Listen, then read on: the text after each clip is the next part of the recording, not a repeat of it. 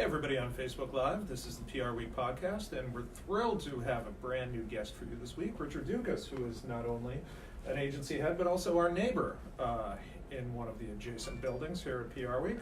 Yep, that was me. I'm going to shut my phone off right now. And anyway, we're going to start recording officially in 3, 2, and 1.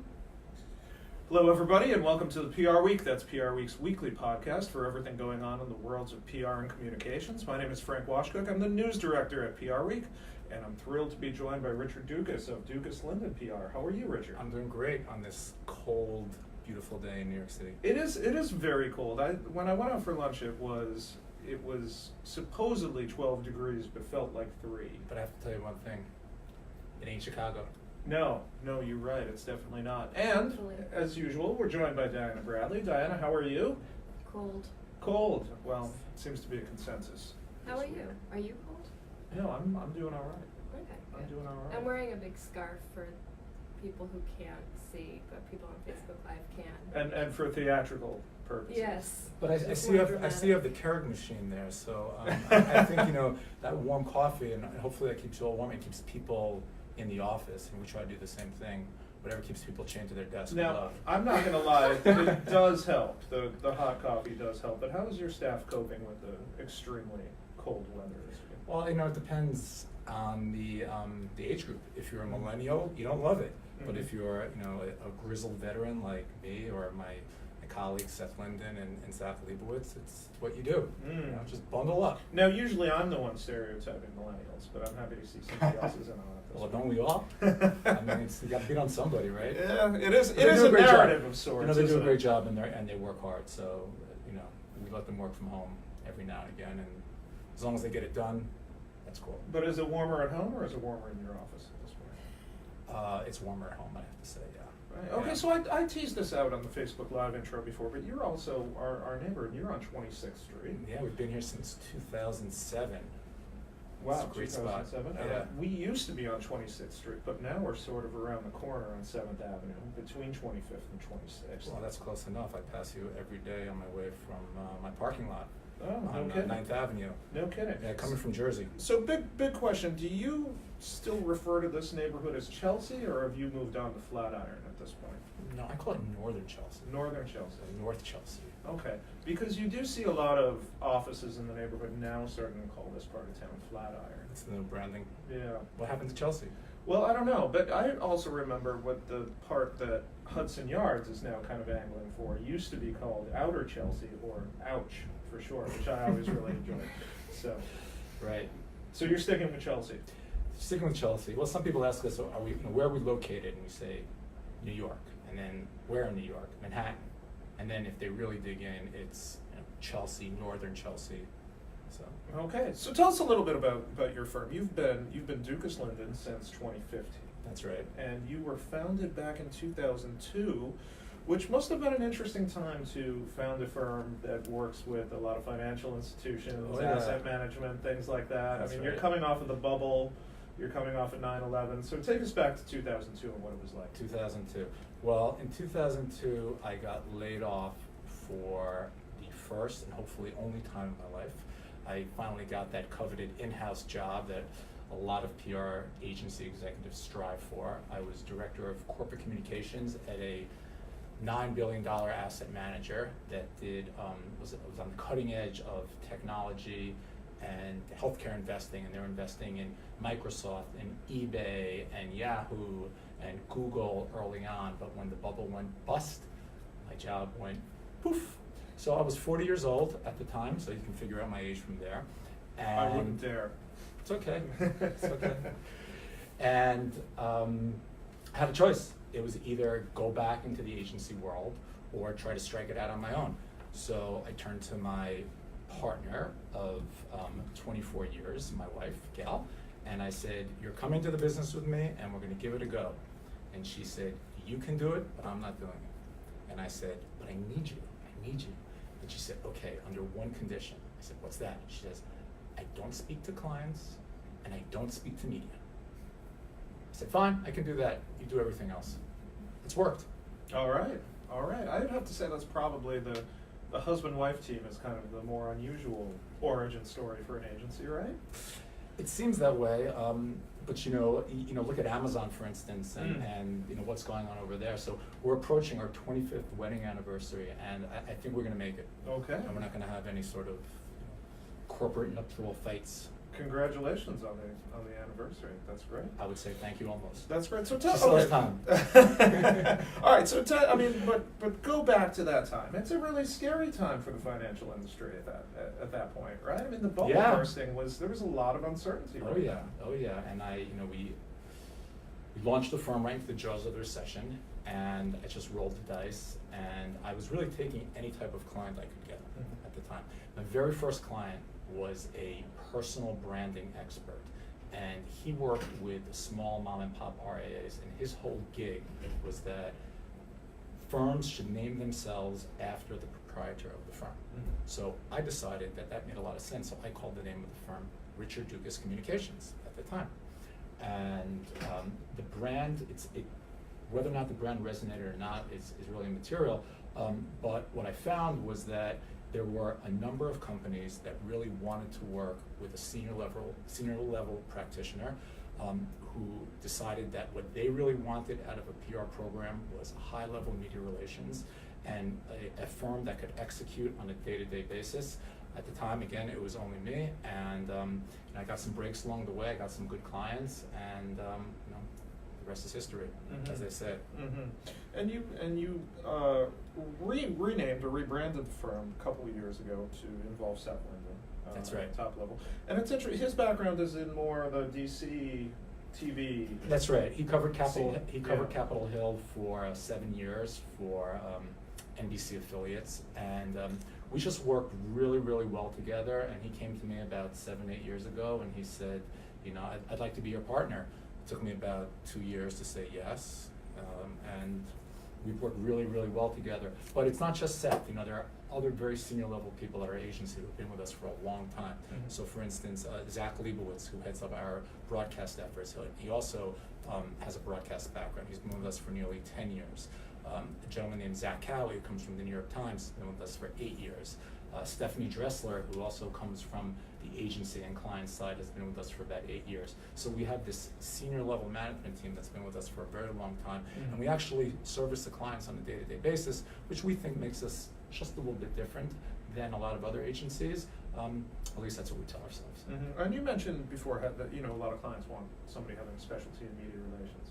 Are you sticking with that as your bread and butter? Because this is a big topic of debate right now in the industry in terms of is it communications marketing or marketing communications, or is it some other term that a branding expert came up with, or is it PR, is it media relations? So what do you think? It's all the above. We strongly believe that public relations needs to be a mix, an integrated mix of all the disciplines. However, we're firm believers that earned media, and I never even used the term earned media up until about 18 months ago. I just called it media, but now there's owned media and there's earned media. So earned media still is the driving force of our campaigns, and quite frankly, it's what financial clients want and need primarily from a PR agency. Of course, there are other services that we offer, but being able to deliver consistent top-tier media on a daily basis, whether it's CNBC or Fox Business or Wall Street Journal, Financial Times, that moves the needle for financial companies and asset management companies. So tell us what financial companies want right now out of an agency. I mean, what are they looking for? What are the trends they're seeing out there? Yeah, so they want to make sure that they are communicating clearly to their constituents, and our clients' clients are institutional investors. So these institutional investors are very concerned about headline risk. So not only do we need to communicate to the top tier, but we need to make sure that communications and the messages that we're communicating are spot on. So we spend a lot of time with our clients before we put them out in front of the media, working on the messaging, working on the coaching, and making sure that not only are we getting them media, but we're taking them to the people, the journalists, the producers who we have a long-standing relationship with, and we do the best we can to try to sort of shape the message, shape the narrative, and many times we're able to actually shape the segments and shape the stories. And what do they want in terms of media hits? I mean, are they still coming to you and saying, you know, we really want the Journal, or we really want CNBC, or is it more of a mix of things than it used to be? I mean, obviously Business Insider's had a huge impact on the financial media world. But you know, what's the key hit for your clients? Well, it depends on the type of client, for instance. So if it's a large retail investor, like a Neuberger Berman, or like a $7 billion ETF company that we work with called ARK Invest, it's broadcast. It's top tier broadcast. It is the Wall Street Journal and Bloomberg and Reuters, Business Insider, but you know, there's just such an oversaturation of information out there, and it's my belief that people don't read anymore. They click, they look at their iPhones, and you notice I don't have my phone with me today, on purpose. But the shorter we can get the segment, the more impactful we can get it, the better. So video is really important. Wall Street Journal is important, but for instance, private equity firms, hedge funds, they typically don't want to do broadcast, where the institutional, the retail investor, the professional services firm, they really like broadcast. They also want the Business Insider and everything else. Now, why doesn't that one group want to do broadcast? It's an interesting question, and it's one that I've been contemplating for a long time. And I think at the end of the day, it comes down to the fact that they don't feel that their clients want to see them out there on television. Okay. It's just this aura of private equity, hedge funds. You know, it's the exclusive club. And somehow, if you're going on Bloomberg or CNBC, you know, maybe you're cheapening your brand. We don't believe that at all. But if that's what the client wants, then we're not gonna ram it down there. Of course, there are some private equity people that like the spotlight a little bit more than others. Thinking of a certain former White House communications director at this point, probably the same one you're thinking of. Okay, so you mentioned you don't have your phone on you. So tell us a little bit about this. So why are you? Is this like a temporary fast or a new way of doing things? It's both. Okay. So I find that, for instance, on Sundays, it's just incredibly liberating to leave my house without my phone. Because let's face it, if I don't have my phone on me for 3 hours, the world is going to be standing when I get back 3 hours later. Yes, some clients will call us on Sundays, but it's generally not going to be an emergency, so I will check my phone every maybe 3 or 4 hours to see if anything is breaking, and if not, I just put it down. Yeah, and that's great. And even in the evenings, I would say 7:30, 8 o'clock, I turn it off, and that's it. So I say it's temporary and it's long-standing. It's long-standing in the sense that for the past 30 years, I've been observing the Jewish Sabbath. I didn't always do that. So the Sabbath mandates for 25 hours that we not have any electricity. So that's almost like a forced time to turn off the phone, and I like it so much that it's carrying into 6 other days of the week. Interesting, and it's working for you, it sounds like. I like it, yeah. I'm trying to get my kids to buy into it too. That's the hard part. Oh, that sounds difficult. That sounds a lot easier said than done. Vitamin Water has a contest. I don't know if you saw this. We covered this a few weeks ago, but I think they're seeing if somebody can like last for a year without their phone. And then, do you remember how much money they're getting? I think it's like $10,000 or something like that. Is it? Right? Yeah. I thought it was $1 million, but I have no idea. But it's still wow, that's impressive. I don't think I can go a year. I don't think my staff would like it. I don't think our clients would like it. You know, I could give it over to Seth Linden to run and Zach Leibowitz, but you know, I still like to work day to day, so I'm not going anywhere soon. All right. So tell us one thing that your clients are looking for in the next year, 2 years, 3 years, short term, so to speak. I mean, what are they most worried about? What keeps them up at night? Is it the election? Is it other uncertainty? Is it rate hikes? It's headline risk. Yeah. They are fearful of their firms performing poorly. Headline risk could come in the form of a senior level executive leaving. It could come in the form of a Me Too incident. We work with our clients on crisis situations, on client departure, C-level departures, sexual harassment situations. But at the end of the day, most of our clients are selling to a relatively conservative audience, and they just don't want any bad exposure. Okay. So in a nutshell, bad exposure is the thing that keeps them up. Headline risk. Headline risk. Headline risk. Okay. All right, so now's the time when we kick it over to Diana for the highlights of the week. So, Richard, please feel free to chime in as much as you or as little as you like. But let's talk a little bit about the early take on Super Bowl 53 ads. By the way, Richard, you're wearing blue and red. Does this mean you're supporting New England this Sunday? I have to say I am. You are? Yeah, Okay. I think Tom Brady is just all that. Even though I'm a Jets fan, so I'm a long-suffering Jets fan, but I'm not one of these Jets fans who hates the Patriots. It's just you have to be in awe of Tom Brady. Okay, fair enough, fair enough. Diana, Super Bowl 53, I had to translate there from Latin with the numbers. 53, the ads, what is your favorite so far? I'm really excited about the Skittles ad, which is very different. I'm actually going to this event. There's a Broadway show that they're putting on. It's called Skittles Commercial, the Broadway musical. It stars Michael C. Hall. And it's a musical. It's a musical. Okay. Yes, and it stars Michael C. Hall, who, if anybody watched Dexter, he starred in that. And it's a one performance only live Super Bowl commercial for Skittles. It's a half hour. It will not appear on air during the game. And it sounds fascinating, and it has songs like "Advertising Ruins Everything." Does it? I'm just so intrigued as to what this is going Does to be. advertising ruin everything, Diana? It's not fair for me to say. Okay, fair enough. Yeah. That's a good dodge right there. Good job. And there's another song. Apparently, they put the songs all on Spotify. There's another song with the title 4 Minutes of Michael C. Hall Eating Skittles. It's just, I'm really looking forward So to this is Do interesting. you like Skittles? I do like Skittles. That's I'm important. sweet too. That's important. Yeah. You have to have affinity for the brand. Yeah, that's Otherwise true. it doesn't work. If it was a brand that I didn't like, I don't know. I Who don't doesn't know like how I feel. Skittles? Okay. So you're going to this? I am of going course, to on this. Sunday, and I'm very excited. you must be an influencer now. Of course. Of course. Yeah. Okay. Must be. Yeah. You Yeah. going to Super Bowl party as well? No. No. No, I am watching the Super Bowl at home for the commercials. So you're working. With my, yes. Should I ask Got you it. for a Kind of. prediction on the game? Me? Yeah. Yes, you. Oh, well, I am the expert on all things Yes. sports. Come on, tell us what you think of who's going to win the The game. blue one.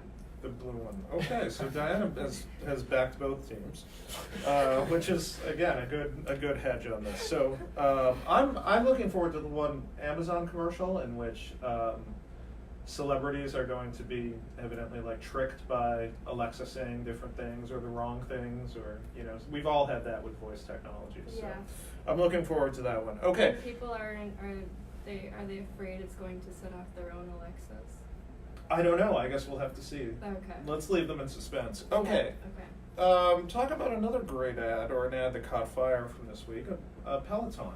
Oh, Peloton. Yeah. Sorry, I didn't realize we'd moved on from Super Bowl. Yes, Peloton.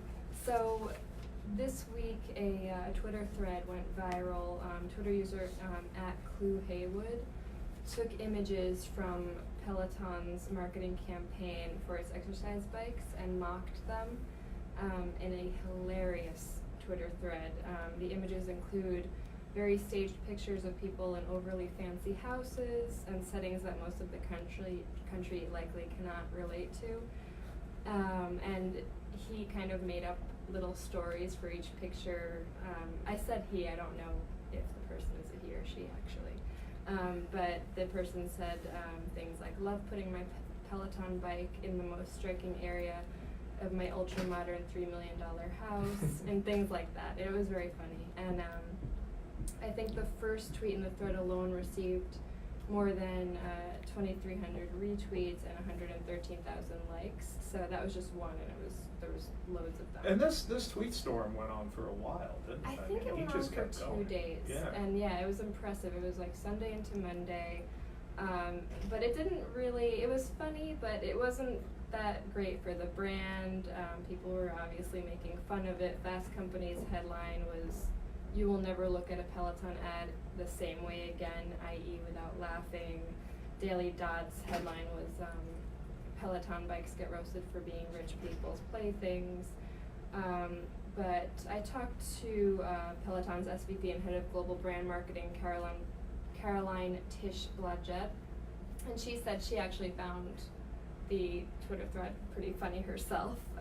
It's a good PR answer. And yeah, she said the brand is not responding to this. The brand is not responding? The brand itself is not responding. That was just her own. She found it funny, but she was proud to see Peloton become a big enough brand that it's now part of the cultural conversation, which is a good point because I think they only really properly started advertising like last year, and people didn't even know who they were. So now this will kind of help them with awareness. So you're an expert on this, right? You're an expert on Peloton. So what did you think of the tweet storm? I thought it was hilarious. I thought it was quite funny. Yeah, I have a Peloton and I am not a rich snob and I wasn't offended. I think that I think that the ads are, I think they're a little over the top. They're a little over the top. Easily over the top. Yeah, I mean, a lot of companies take that tactic, I guess. So I thought it was a good thing for the brand just because, there's almost a running joke among people that own Pelotons and that they never stop talking about them, right? Like anybody who owns a Peloton is like, I'll stop talking about my Peloton sometime soon, right? But kind of like people who run. Yes, we know some of them. Yeah. But it was good exposure for them, and It was, yeah. I think you have to take a joke sometimes, and they took the Yes. joke well, and I think it was well played by them. So Definitely. good job to them. I like that she said that she laughed at it. I think that's, even though that wasn't the brand response. But it also Right. goes to show you how careful brands need to be in this environment. It's just a polarized situation that we have in this country, and Twitter can just undermine a brand in 24 to 48 hours. It's a lot to think about if you're in the comms department and you're putting these ads together. Yeah. Very true. Very true. If you were Peloton, what would you have done?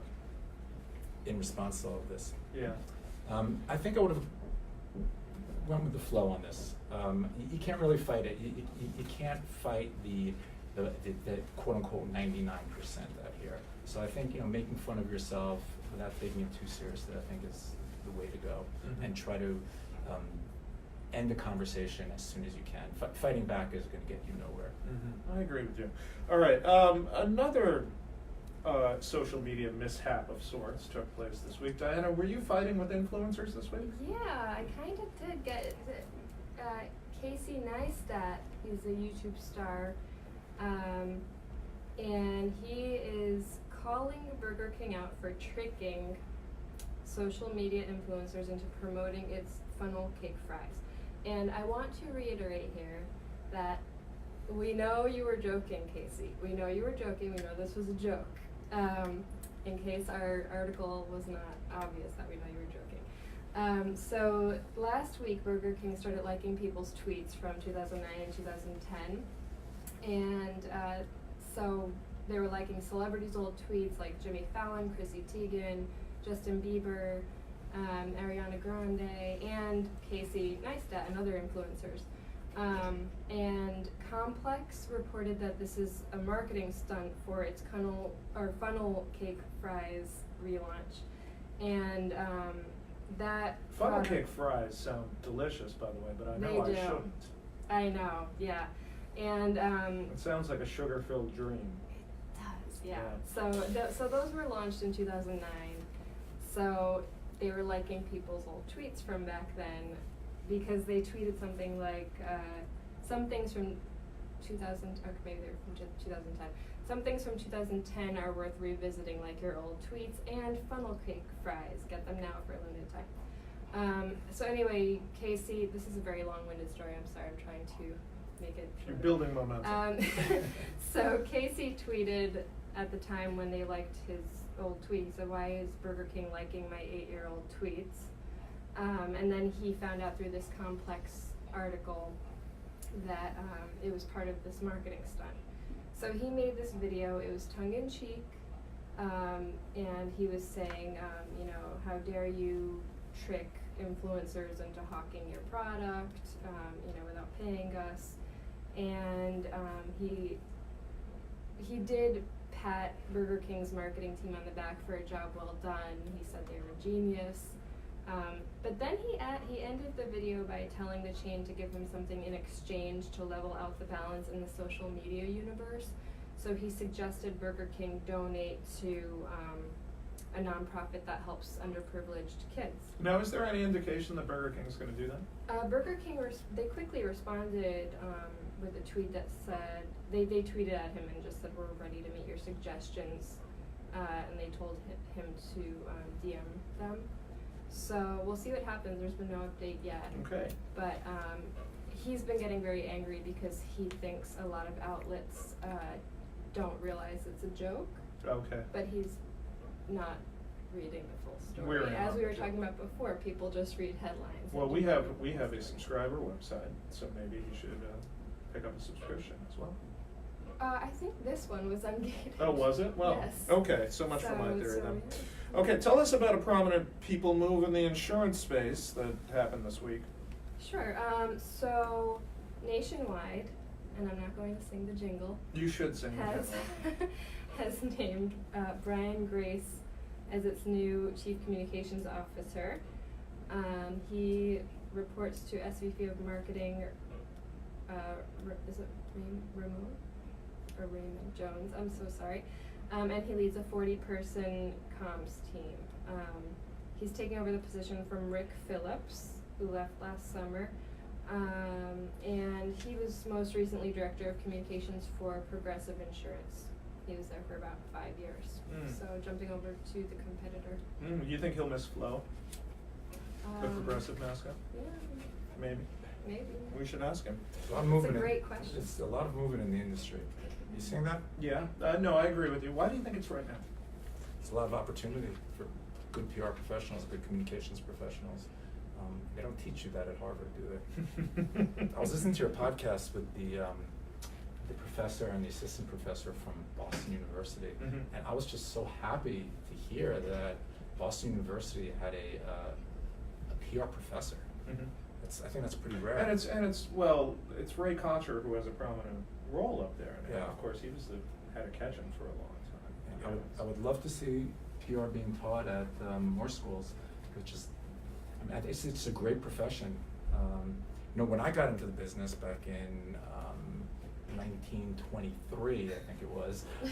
So you've been through the Depression as well as the bubble. Well, and I'm depressed at this current moment. I'm so happy to be here. I'm not depressed at all. But there was not much of a choice. Either you went to med school, you went to law school, or you lived on the street. Now you have PR. It's tremendous opportunities.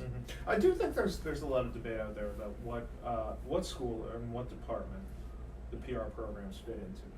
And I think there's a question in a lot of communication schools now about how closely you group them next to the journalism schools or alongside, or how much should they collaborate or work with each other and things like that. And it's a very evolving space, and I think nobody does it exactly the same. I think there's a lot of debate out there about it. Makes sense. Yeah, it's interesting though. Okay, Diana, tell us about another PR division launch from Digital Shop from this week. Sure. Dentsu Digital Shop 360i has launched a PR division. It's led by Corey Martin, and the PR team has been in development for the past year. And the practice has a headcount of 16, with half dedicated to PR and the other half to influencer marketing. Really interesting. I think it was a year ago, I think Huge launched their PR division with Jason Schlossberg, formerly of Quicken, in the top role. And, we're going to see other advertising agencies likely doing this very soon. So it's a trend to keep an eye on for sure. Okay, and tell us about one of the biggest account moves of the young year that happened this week as well. Sure. So Cisco has consolidated its corporate PR, technology PR, and corporate social media work with Fleishman Hillard. And the transition period will begin the week of February 4th. They were selected after a review of its global corporate communications PR partners. Most recently, Brunswick Group ran the company's corporate PR, Text 100 ran tech PR, and Golan ran corporate social media. So all three firms along with others, were invited to pitch. and Cisco still works with Teneo, which will remain the company's strategic comms advisor. But Brunswick is no longer working with Cisco. Text 100 has a few regional partnerships with the company, and Golan will provide digital and social media strategy and execution for other business It's a units tough within loss for Cisco. Text 100, Yeah. which is in the middle of combining with Byte now, and they've lost some other big clients like IBM and Lenovo. Mhm. Yeah, it's a tough loss for them. Yeah. But they'll win others back, I'm sure. Well, we'll see what the new Text 100/Byte is going to be named. Mhm. I for one, believe and then we'll that's see. going to happen in the next few weeks. We will be on the We'll lookout see. for it. Richard, thanks so much for joining us. I Thank really you. appreciate it. It's been a great pleasure. Diana, thank you as always. And again, this is Frank Washkuch, and this is the PR Week podcast, and we will see you all again next week.